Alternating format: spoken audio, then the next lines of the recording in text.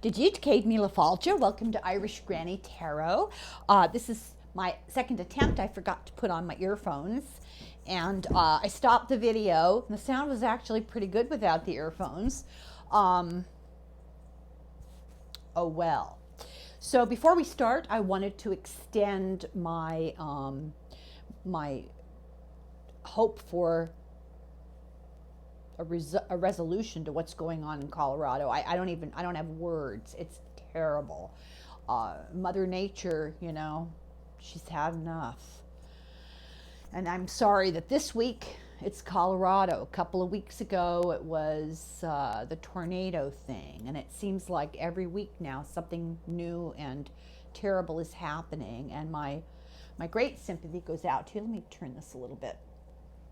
And I hope that everybody gets out of there okay. I know there's been a lot of property damage. My husband is freaking out. He went to university in Boulder, and he still knows people there.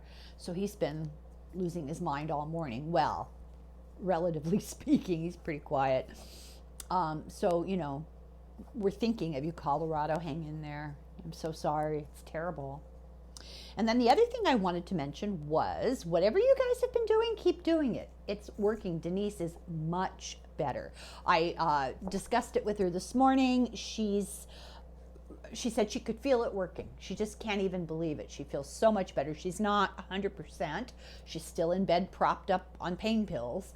But she said she's never gotten that much better that quickly before. So whatever everyone has been doing, keep doing it, because it's really worked. Poor thing. It's terrible. And the third thing I wanted to talk about was all the questions I've been getting about, my fabulous knitwear. This is my husband's hat. I made him. It's a gnome hat, really easy pattern. And a couple of Christmases ago, I made one for every single person I know in the world. My neighbors locked their doors when they saw me coming. I distribute knit goods all over the neighborhood. People have been asking me, do I sell them? No, I don't sell them. I did sell dog sweaters. I started learning, I was taught how to knit in the 4th grade in the Girl Scouts. And of course, they started us out on the worst possible sort of thing to teach a child to knit, little tiny Barbie dress. It was the grubbiest Barbie dress in the world by the time I was done. You want to start out with big yarn, something really simple that's easy to see and easy to handle and easy to identify your mistakes, and it knits up really quickly, so it's rewarding. I never learned how to read a pattern until about 10, 15 years or so ago, this book came out. I recommend this book, Stitch and Bitch Nation and Stitch and Bitch. Actually, Stitch and Bitch was the first, Stitch and Bitch was the second. Clear explanations, how to read a pattern, how to for a whole lot of different things, and suggestions and helpful hints, and it's a very funny book. But right about the time this book came out, YouTube got going, and you can find a YouTube video to show you how to do anything. It's incredible. You probably can learn how to do brain surgery on YouTube. Remarkable. I will give that kind of tech credit. I've learned so much on YouTube. And their knitting instructions are wonderful, and you never know. Let's say you want to learn how to purl, and you don't know what that means. You can go how to purl on YouTube, and you'll get 58 million different little videos how to purl, and you just look at them until you stumble on the person and the delivery that is easiest for your particular learning style. And they're all different. Their camera quality is different, their explanations are different. So don't give up if the first couple of people you look at aren't getting through to you. Keep at it. Just persistence will really help. And my advice is, start with a scarf. Start with very bulky yarn.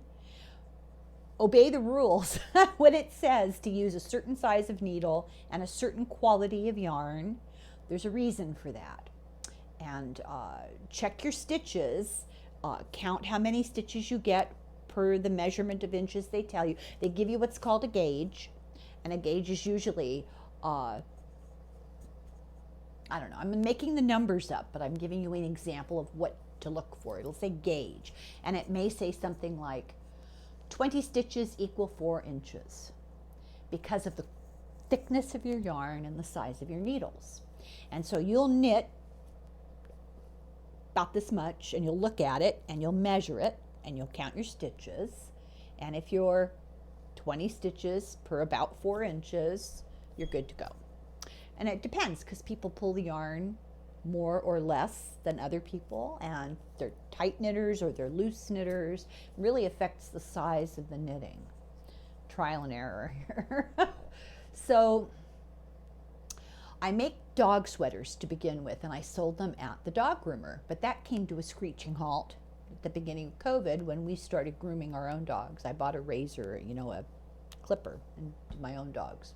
But I've made a ton of, you know, gloves and hats and scarves and baby sweaters and leg warmers, and I made my husband a beautiful sweater, a pullover sweater, absolutely beautiful. It was so successful. But then the next sweater I made him, it's still in pieces in my closet. I had to take it apart because when he tried it on, it was ridiculous. You just never know. Knitting is very forgiving. You know, if you make a mistake and you have to rip it out, you can reuse the yarn, so it's okay. And you know, not to be discouraged. I would say don't be discouraged, be persistent. Start easy, start big, bulky, because it's rewarding to be able to accomplish something quickly. And be persistent, and eventually, they've done studies and they have shown with EEGs that knitting is the same brain state as meditation. As I was telling someone earlier, that's very true, unless you're simultaneously watching Dateline or Love After Lockup, in which case it may affect your state of relaxation somewhat. So I'm going to do our book today because the snow here has gotten so bad. They don't plow the streets, so we're on our own until it melts, and I can't get out of my driveway to go to work. So it's going to rain over the weekend, and that's when we'll go to work. And so I'm going to take the opportunity to do the book today. So this is an interesting book, and we've covered this topic before, but I stumbled on this book a few weeks ago when I stumbled on a YouTube video of the author of the book being interviewed. And I was so impressed with this man that I sought out his books on Thrift Books because they've been written a while back. And I wasn't sure, but when I started to read this book, I thought, oh, I have to do this. I have to do this. This is so interesting. So the name of the author is Dr. Peter Fenwick, and he wrote this book with his wife, Elizabeth Fenwick, The Truth in the Light. And it's an investigation of over 300 near-death experiences. Now, when I saw him interviewed, this is not what he was being interviewed about. He is I think he just died. I hate to say that in case he didn't, but I think he did because he was quite elderly. He is, let's pretend not. He's a neurophysicist and a neuropsychiatrist, so kind of smart.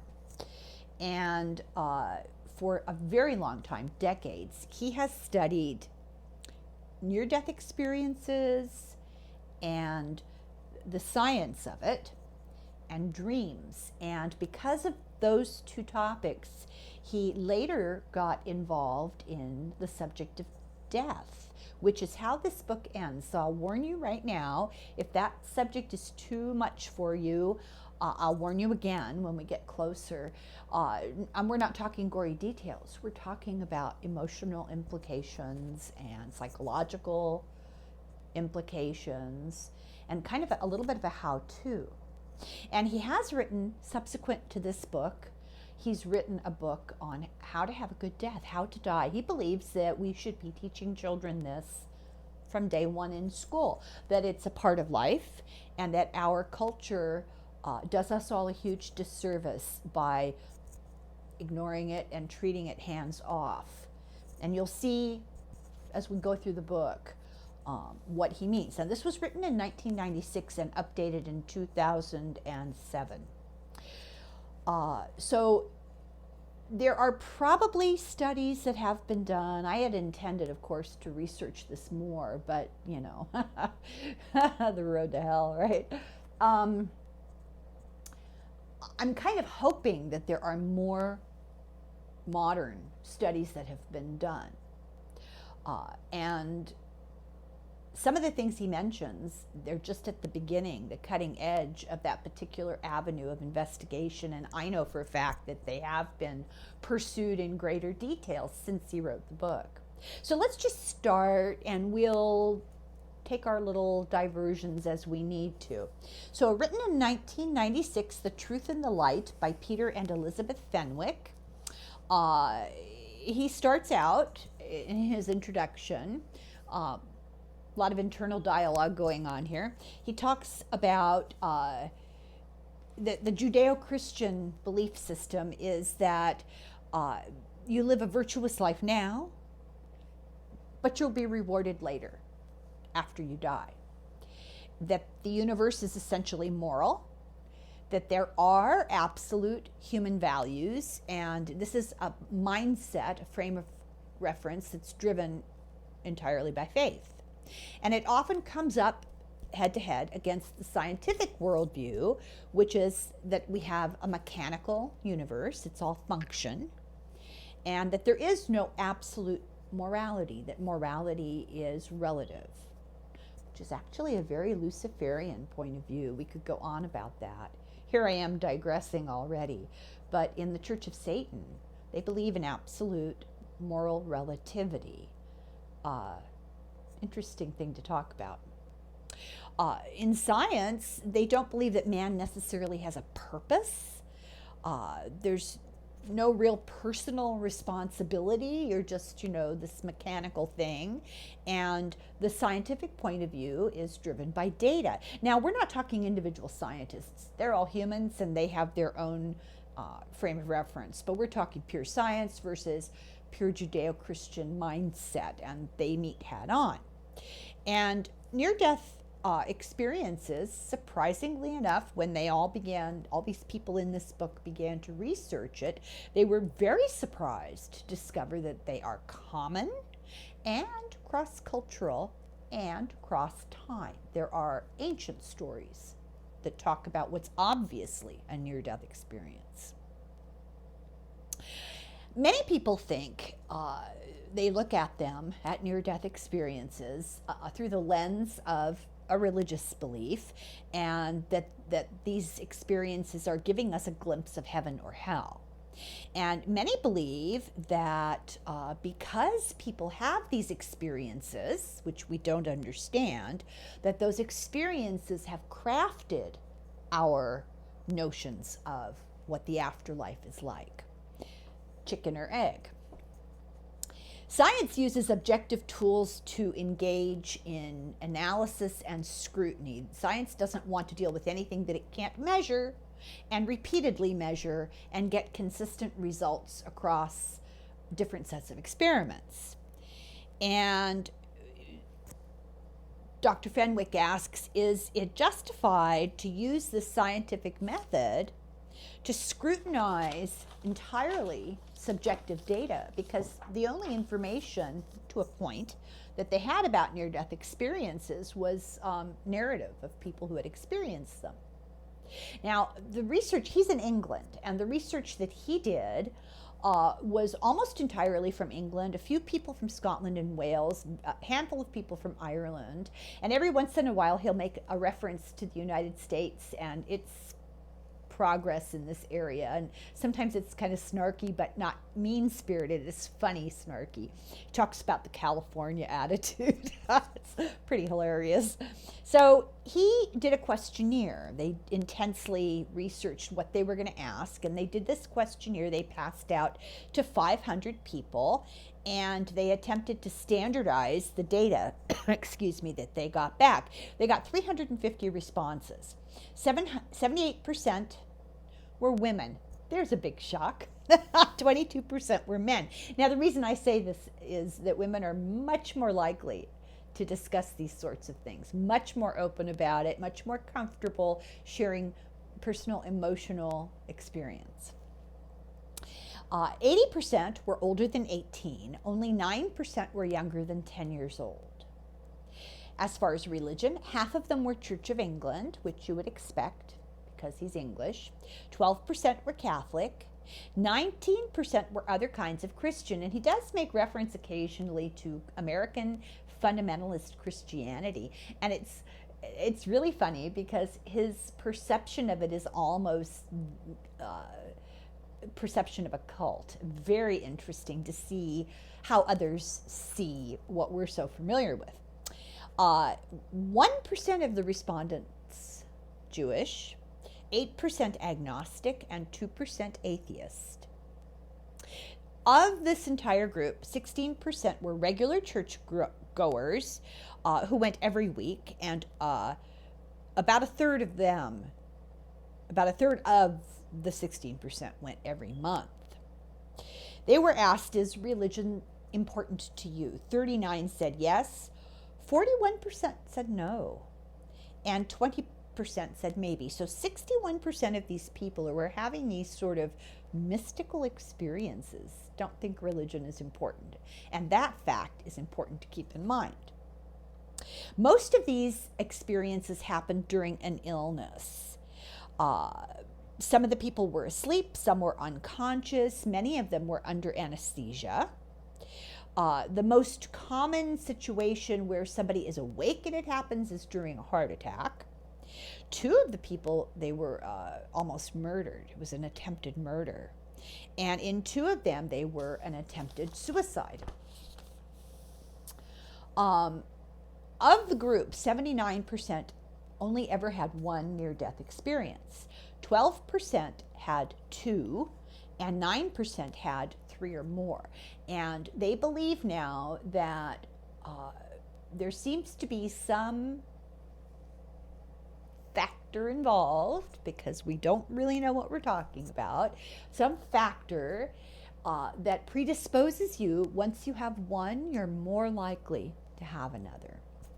And some of them happen to people who weren't sick at all. Now, we're not counting car accidents because that's related to injury and enormous fear, but people who just were going about their daily business and had what can only be characterized as something akin to a near-death experience. And they suggest maybe there's a near-death experience-prone personality, or having more than one is facilitating others. It's been suggested that these people possibly had difficult births or brain damage at birth, but further research said that wasn't true.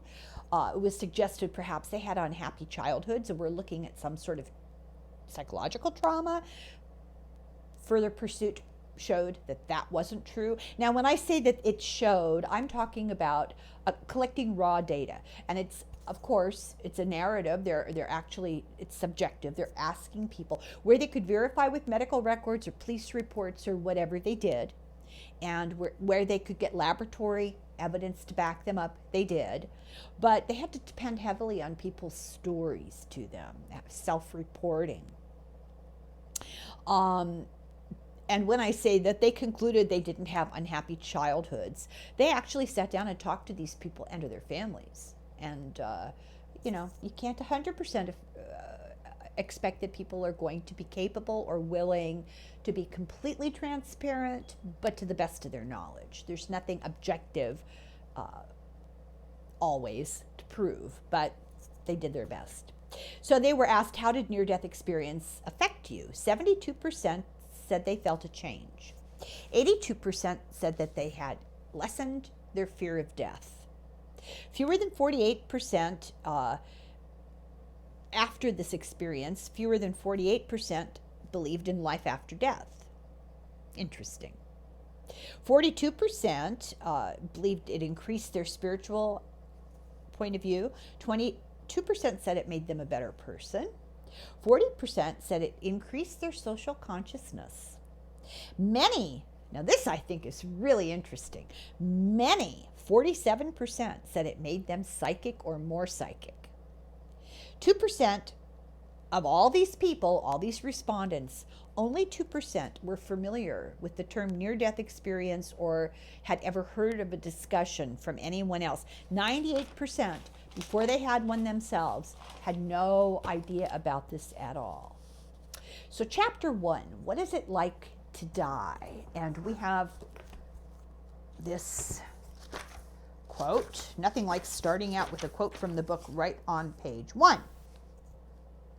So this is a story, and I actually have to do some reading of personal narratives. It's very difficult to synopsize somebody's narrative and not lose the train. When it was possible to pull out facts and just make a chronological presentation, I did, but sometimes you really needed to hear this in the person's own words. So this is from a guy called, where did his name go? Peter Thompson.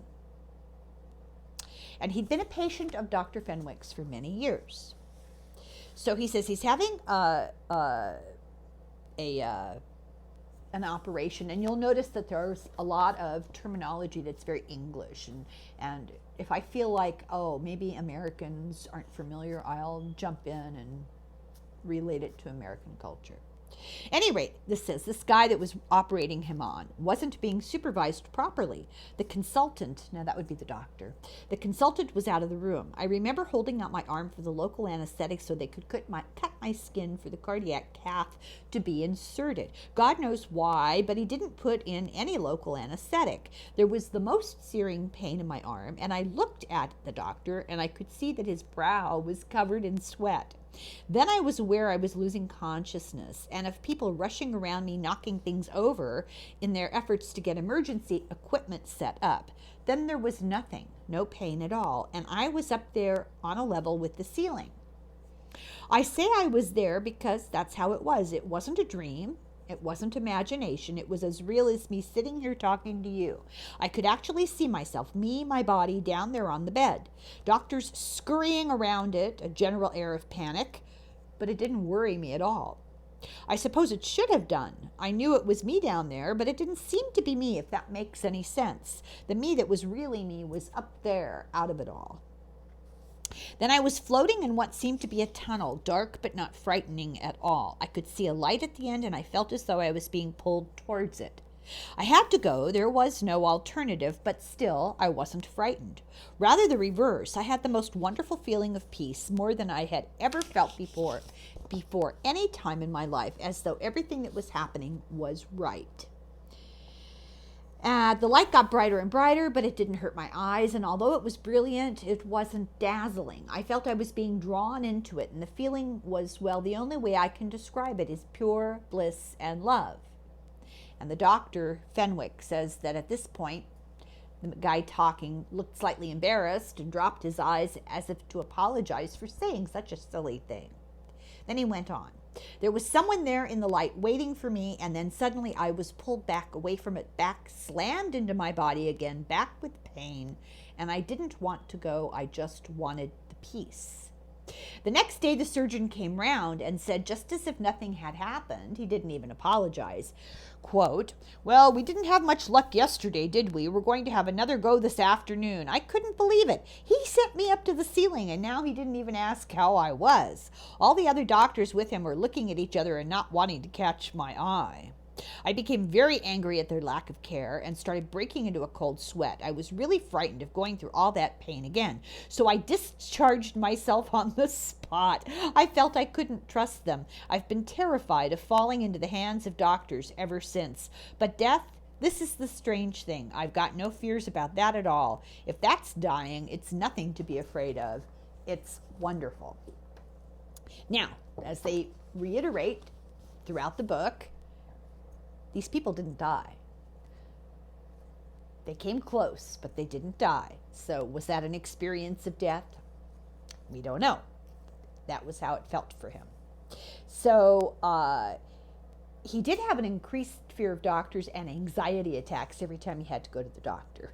So In 1973, in the United States, came a book called Life After Life by Dr. Raymond Moody, and it was the first book that had ever been written about near-death experiences, and emphasizing near death, not dead. These people didn't die and get reborn or revived,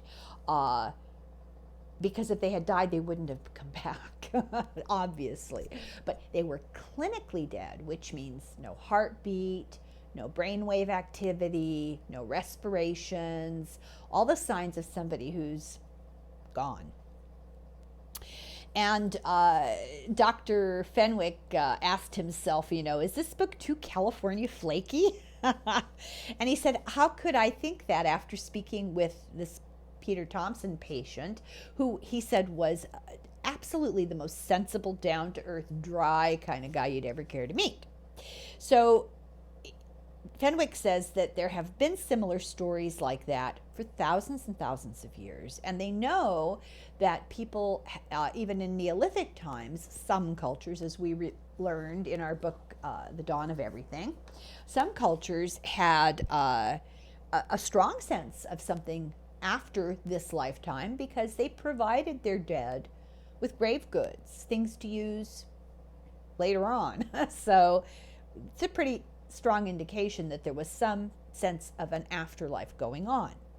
And Plato, here we go, old Plato, we quote him for everything. 427 to 347 BC, at the end of the Republic, the book The Republic tells the story of a soldier who was thought to have died on the battlefield. He revived on his funeral pyre and described a journey out of his body to a place of judgment where souls were sent on to heaven or on to a place of punishment according to the life that they had lived on earth. Before reincarnation, they were sent across a river where their experience of heaven was wiped from their memory. But himself was sent back to tell others what he had seen.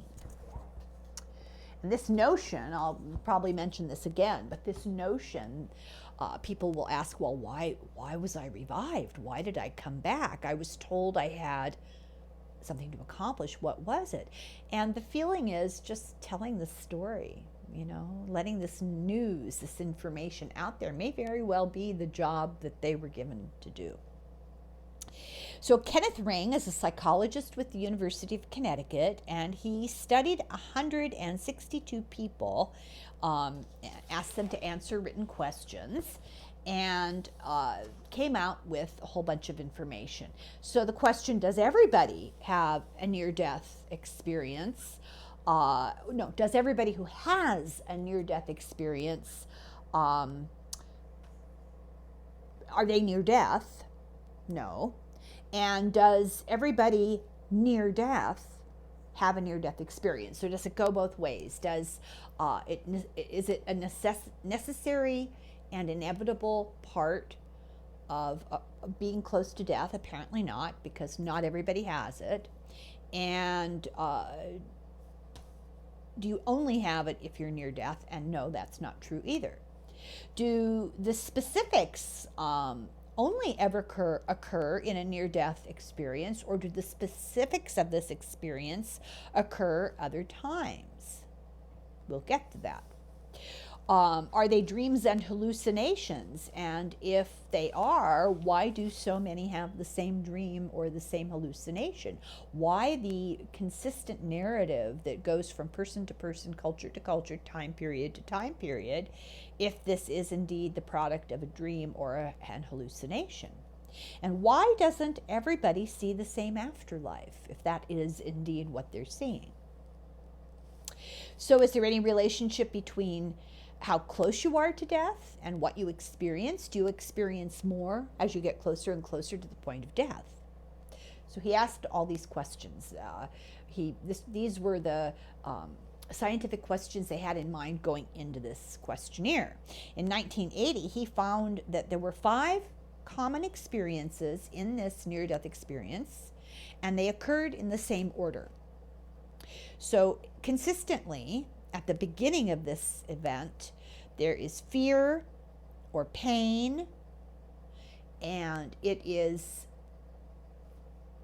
morphed because of the beginning of the experience into a feeling of enormous peace. They go from fear and pain. So either they're sick, there's surgery, they're terrified, there's actual pain, they're in an accident, whatever, heart attack, whatever, and suddenly that's all gone and they are suffused with peace. And that's in 60% of the cases.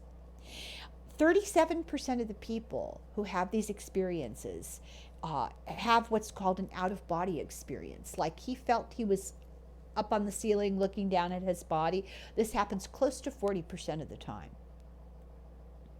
23% enter darkness, and 16% saw a light. And of those, 10% entered the light. That's the consistent core experience that seems to happen to everybody. And then there are variations on the experience. He included more details because some people's experiences were more complex. Other people's experiences were very simple and limited to just those 5 things. So often people meet up with relatives who are dead, sometimes living relatives and friends.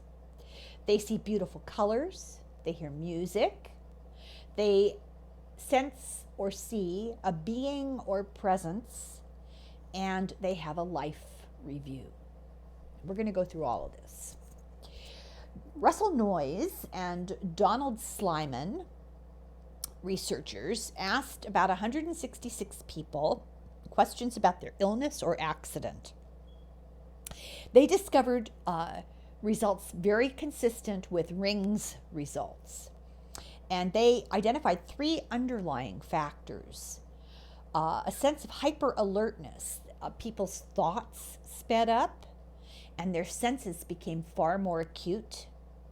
A sense of depersonalization, a sense of being detached from your body. They felt strange or unreal, or objects seemed small and far away. A distortion of the sense of reality. And then the third thing that they discovered was this mystical feelings, that people suddenly felt that they had all the knowledge in the world, or great understanding, or a sense of the harmony of the universe, or the unity of people, or joy and revelation. And memories were invoked and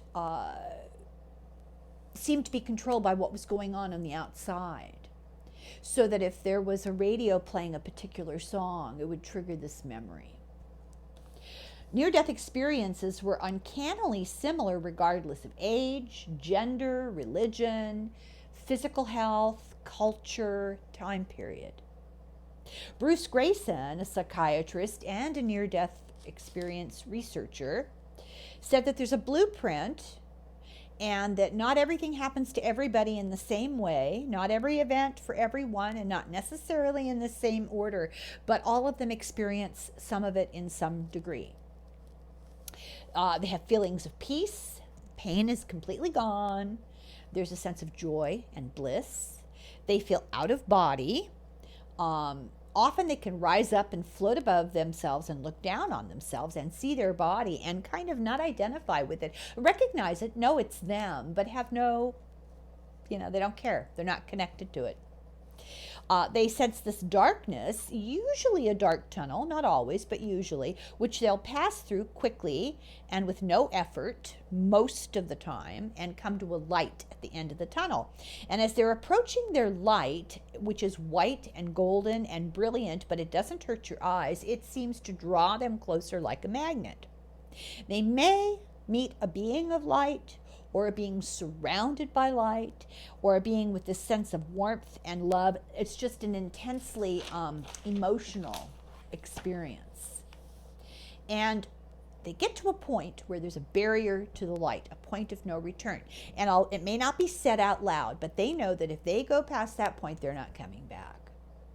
Now, they may be able, this may manifest as they get to the end of this darkness, and they're not looking at a huge bright light. They're looking at a beautiful place. They're looking at an idyllic country, pastoral scene.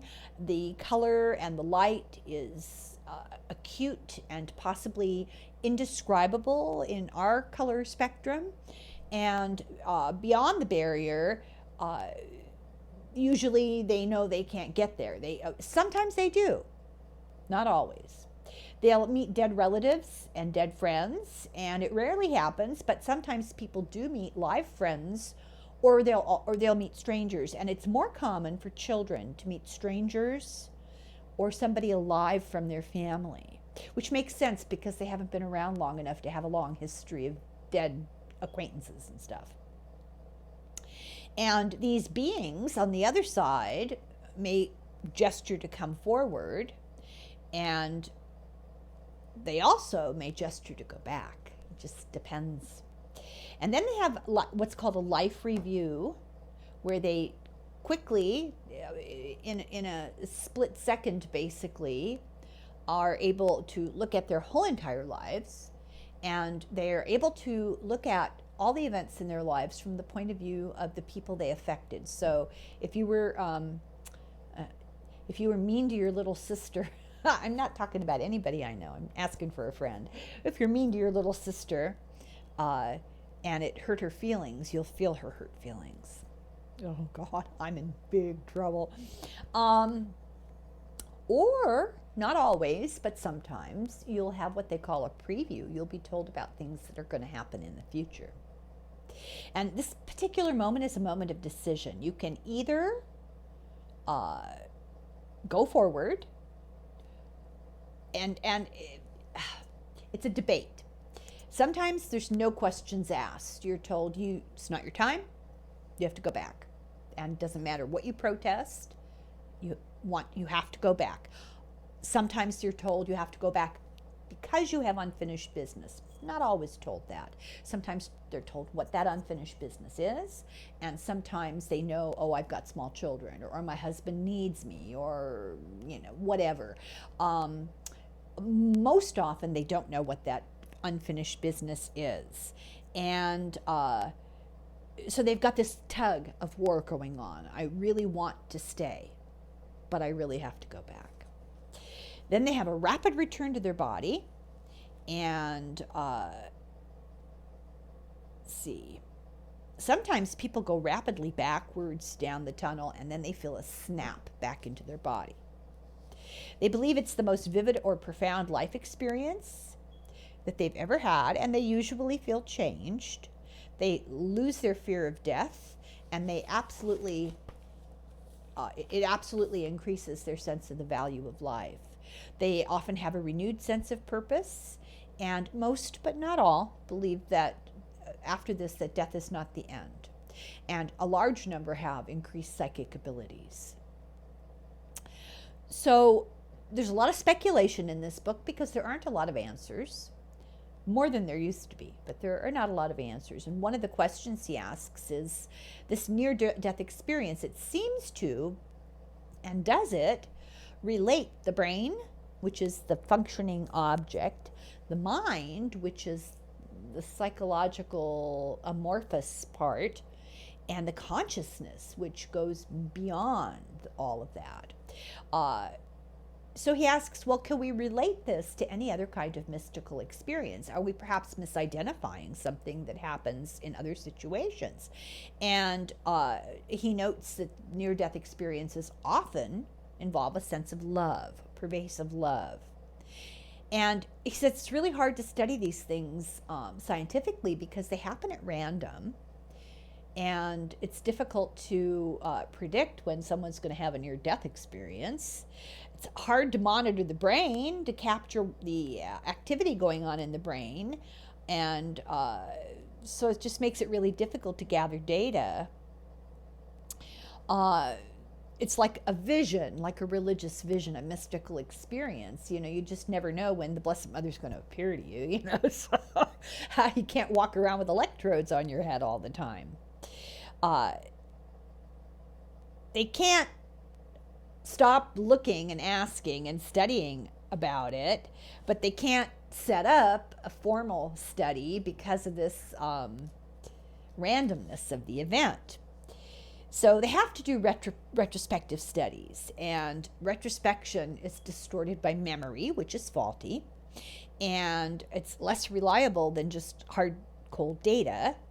and it's scientifically less valuable, but it's better than nothing. And he wondered, could they set up a near-death study, and how would you do that? So in 1982, there was a Gallup poll, and the question was, have you ever been on the verge of death with an unusual experience? And 15% of the people responded yes. But this is so vague, it's hard to know, were they really near death? It's so subjective. And they do know that 1/10 to 1/3 of all the people who have cardiac arrests admit to having near-death experience.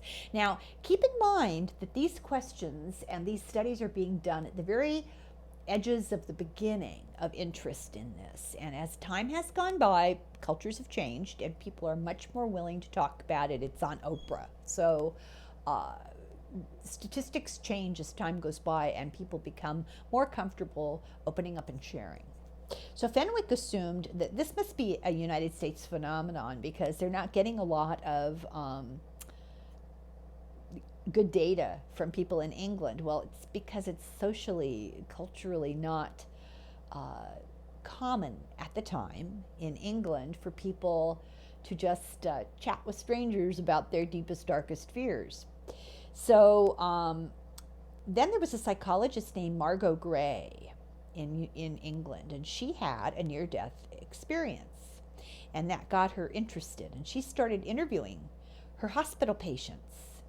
And in 1985, she wrote a book called Return from Death, and she got so much response. She was overwhelmed by people as she did radio interviews and stuff, that she formed an association to support and to take reports from people who had experienced a near-death experience. And she and Dr. Fenwick worked together to set it up in England, and they associated with global people interested in doing the same thing, and they formed the English branch of the International Association of Near-Death Studies. In 1987, there was a BBC documentary as a result, and they got huge, enormous response. Most of the people who got in contact with them said, oh, thank God, I have never told anybody about this. I'm so relieved to hear that other people have the same experience. I'm relieved to know I'm not losing my mind. And he said the vast majority of these people were just down to earth, non-imaginative, not given over to fringe ideas, just retired military tea-drinking old English gentlemen, people like that, Agatha Christie type people. You would I'm stereotyping, I'm sorry. But I'm trying to make a point here that the people you would at least expect to come forward with something mystical and unheard of for the most part, and very fringe, these are the people who were answering the study. So chapter 2, virtual reality. Now keep in mind that this book was written before computers were a big deal, before computer games, and we're living in a different world and a lot of things have changed. So virtual reality means slightly a different thing. It means the literal, not the technological thing. So how real is the world is the question. And he realized that these people were not making this stuff up, that many of the stories came from a really long time ago, before they would have gone into surgery or had a heart attack, with the knowledge of these stories percolating in the back of their brain, before it became public knowledge that these things existed. And really, in the past, there was no true agreement in philosophy or science until the 17th century. The Platonic view is that reality is limited by your senses, and that there's more out there that we're not capable of sensing because we're limited by the ability of our senses. And the true vision of reality is restricted by our physical sense organs and by our ability to understand. And Aristotle said that the only reason we're able to see an object is because it alters our physiology, which, That's true, really. And any sensation is a change in physiology. And he took that step farther. He wasn't talking about rods and cones in your eyeballs. He was talking about things like anger. He believed that anger made the blood around the heart boil. Those sorts of physiological changes. Galileo sorted it out and said that the universe was made of two types of stuff, matter and energy. And that matter was something you could weigh and measure. It had shape and form. And energy acts on matter. Harder to measure in those days anyway. That the world is divided into the primary and the secondary. Galileo's words. The primary is the objective world. It's external. It's independent of individuals. That tree out there is the same tree for everybody. And the secondary world is the subjective. This is the sensory world of perception. This is how we interpret what's out there. So Galileo's world was, in essence, subjective, that we impose meaning and value on the sensory information that we're receiving. The only way that you can know that everybody is seeing the same thing is the consistency of description using the same terminology. You know, that red box is made of wood, and everybody who looks at it and writes down what they see writes down exactly the same thing. So there's consistency between all of us. We're all perceiving the same thing. Right now, are we really perceiving a red box made out of wood? Well, I don't know. But Descartes agreed with Galileo. He believed in these two substances. One he called the res extensa, or the physical extended substance. This is the physical world. This is what can be measured. This would be Aristotle, was it? His notion of matter. Was it? No, it was Galileo, sorry. His notion of matter. And then Descartes said that there's the regs cogitans, the mind, the thinking thing. And it's unextended. It's indivisible from the body. The mind is in the body, and it's the part of the body that does the thinking, but it's separate from the brain. So that the objective world, the world of matter, is separated from the subjective world, the world that we interpret. All of this is a really fancy way of saying that there are solid things out there. We all look at them. Our body tells us what we're looking at. And then we start to interpret, and et cetera, et cetera, et cetera. So science shows us that the external world follows specific rules, and they're consistent and they're independent of our perception, so that we can know that something that can be described mathematically every single time the same way, and can be measured and weighed and has the same properties every single time, gives it a sense of the solid, the objective, the material. But how do you describe subjective qualities in a scientific way? How do you study something like this and talk about a pervasive feeling of love or fear or anger or beauty? How do you, what does that mean? Is there a way that means the same thing for everybody? So science recognizes the mind, your thinking stuff, in terms of brain function. It's all about the gray matter. There's a guy called Daniel Dennett, a philosopher, who describes how the brain works, and he says that it is equivalent to a full description of consciousness, that all higher emotions are just patterns of electrical activity in different brain areas. And they do know, now this is one of the things that was new when this book was written and now is old hat, kind of, pardon the pun. They now can do brain surgery, and you're awake while they're doing it because they probe different parts of your brain. They'll do this for people with epilepsy. They're trying to, to address that, or people with a tumor. They want to remove the tumor. They don't want to damage any more brain matter than absolutely possible. They want to stay away from, let's say, a speech center or a balance center. And they've already identified where those are. And so during the surgery, they'll ask you, questions, and if you can't answer them, your speech is going to be affected and they won't touch that area.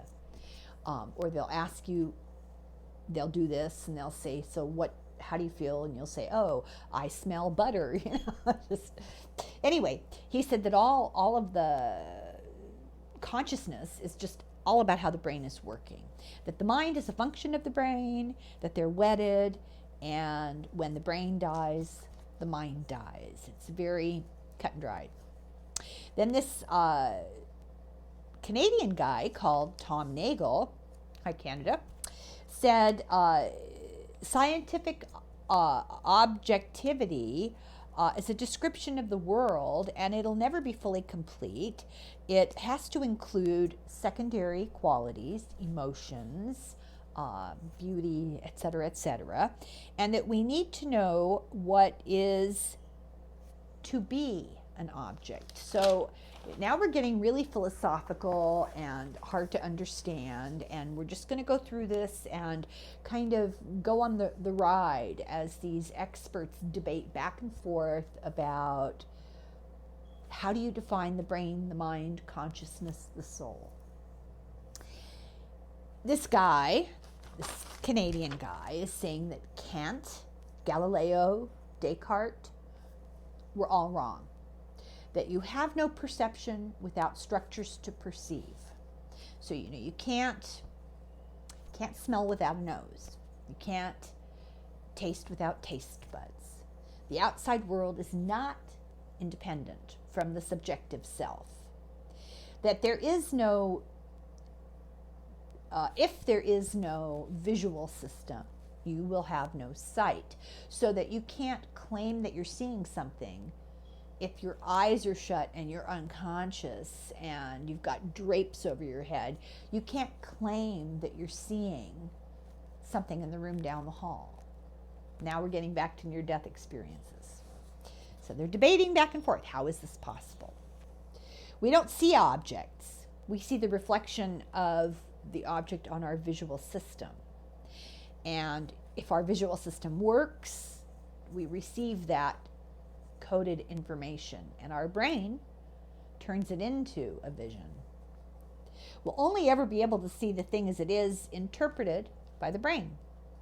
And the world we see is a subjective psychological experience. So it's not all about just getting light photons to hit your optic nerve to send them to your brain. It's not all about that. It's about how the brain interprets it and how you interpret it once it hits that.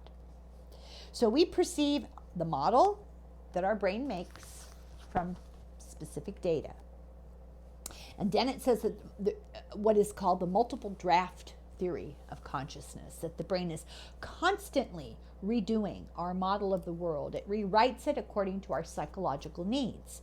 Therefore, our feelings about ourselves, our emotions, our understanding, everything in our mind is created by the brain as it goes along, and it changes as it goes along. So there's no definitive set of how you're going to think and feel, that it is completely dependent on your brain interpretation, and that changes with time. So, an event. The near-death experience is wholly subjective, so you can interpret it in a couple of different ways, and this is how these guys interpret it. Dennett, the guy that says there's a multiple draft theory of consciousness, that consciousness is constantly being re-edited by the brain. He says that there's a physiological interpretation, and his question is, where is the sensory information coming from? What's happening in the brain? What brain centers are active during a near-death experience? Where are people seeing things when their eyes are shut and they're in a coma? uh, you know, where's this beautiful pasture? I mean, where's that data coming from? Because they're claiming to be seeing things that they couldn't possibly be seeing. So, what's happening in your brain? What brain centers are firing when this near-death experience is happening?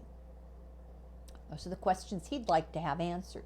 Then there's a psychological interpretation. Is this a psychological model that's entirely created by the brain? Is your head making all of this up? And then we get to the transcendental or the mystical experience model, which is that the mind and the brain are separate, that this is the positive evidence of a transcendental reality outside of the brain. So the big question that Dr. Fenwick asks is, what if all three of these things are, to a degree, correct and existing at the same time? He says, when you're talking about a near-death experience, you can't just use scientific method. It's just too subjective. It's like falling in love. You can describe it all you want, all of the biochemicals that go on, the physiology of it, and you can describe it in psychological terms, but you can't understand it unless you've been through it. And he says a near-death experience is closer to that than just about anything. He says falling in love, it can be described quite well in physiological and psychological terms. Your heart and your breathing rate increase when the telephone rings or the mail arrives, your stomach lurches, your palms sweat at the sight of the loved one in the far distance. Your perception of this perfectly ordinary, maybe even rather plain person, I beg your pardon, is quite different from that of someone who doesn't happen to be in love with this person. Like a near-death experience, being in love can have a lasting effect. It can change your life. It can change your behavior. It can make you give up, sometimes for quite lengthy periods, biting your nails or humming under your breath or staying too long in the bath or in the pub. It can even make you, for a while, a nicer person, so much nicer that those around you notice and say, ah, he must be in love.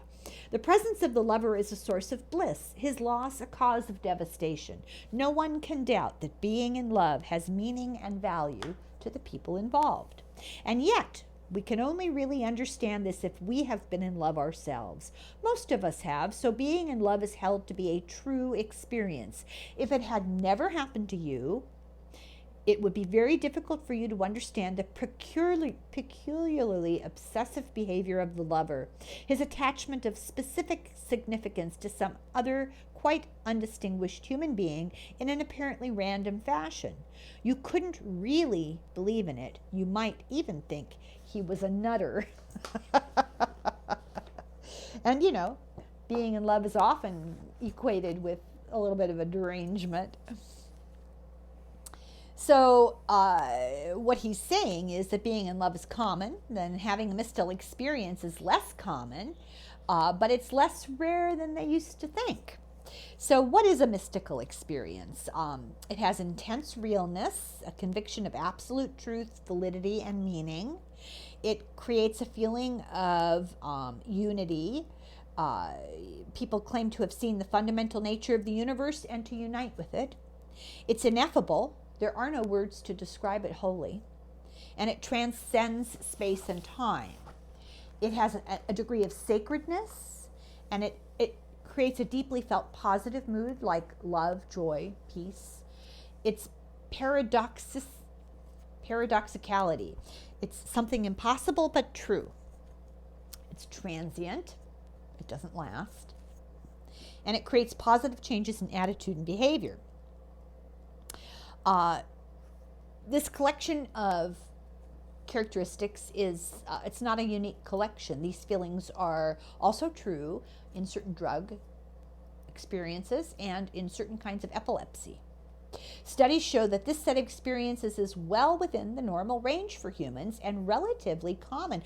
35% of the population claim to have had a mystical experience, some sort of a vision. And we're talking, you know, seeing a ghost, seeing the Blessed Virgin, talking to God, seeing an angel. 35% of the population. I think that's stunning. I would not have predicted that many. And later, 1976, they got 50%. And in a different study, they got 65%. So what he said was that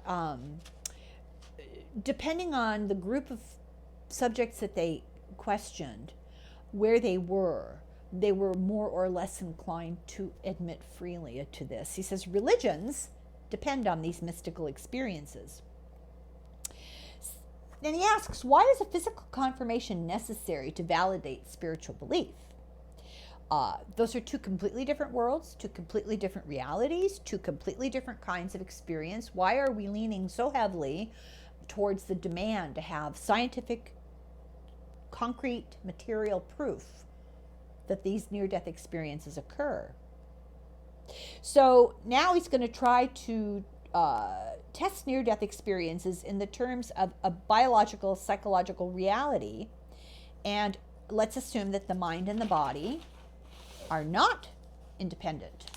So I'm going to stop right here because it's the beginning of another chapter. And I'm going to upload this, and I'll begin immediately to record the next part of the book. And I hope you're enjoying this. I think this is so interesting. I don't mind addressing a topic that doesn't have concrete answers, that puts forward questions to make you think, make me think, and that looks at things often from perspectives that would not have occurred to me. I really appreciate that. I feel like it broadens my my perceptions, my knowledge of the world. I think it's really intriguing to look at something in a different way that somebody else would look at and would never occur to me. So I'm hoping you're enjoying this, and there are some answers at the end, sort of, as much as there can be. So if you're frustrated that there's too many questions, because people sometimes say, "Oh, there's so many questions, but where are all the answers?" Sometimes it's about the journey and not the destination. Okay. I will be back in a minute, and in the meantime, sláinte.